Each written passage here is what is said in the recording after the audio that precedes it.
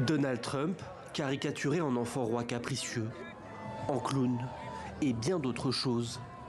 Mais derrière le rire, la gravité du moment n'échappe à personne. Les manifestants dénoncent les dérives autoritaires du président américain. 3000 rassemblements à travers le pays, environ 7 millions de personnes selon les organisateurs, rassemblées à l'appel du collectif No Kings, pas de roi.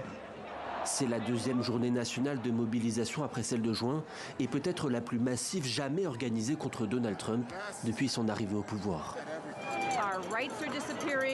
Nos droits sont en train de disparaître, comme je l'ai écrit sur ma pancarte. La liberté d'expression est en train de disparaître, la séparation des pouvoirs est en train de disparaître, la liberté de la presse, ce sont toutes ces choses qui font la grandeur de l'Amérique. Des personnes sont arrachées à leur foyer, à leur travail. Je n'aurais jamais pensé voir le jour où nous deviendrions l'un de ces États policiers. Avant même les premiers cortèges, la mobilisation avait déjà été diabolisée par les autorités. Des partisans du Hamas, des militants antifa et terroristes, selon la sphère MAGA. Donald Trump parle lui d'un rassemblement de la haine de l'Amérique. Dans les rues, c'est l'inquiétude qui s'exprime.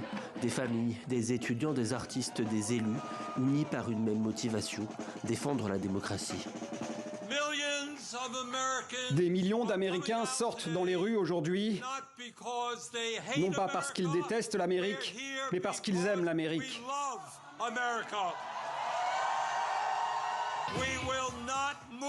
Nous ne tomberons pas dans l'autoritarisme aux États-Unis.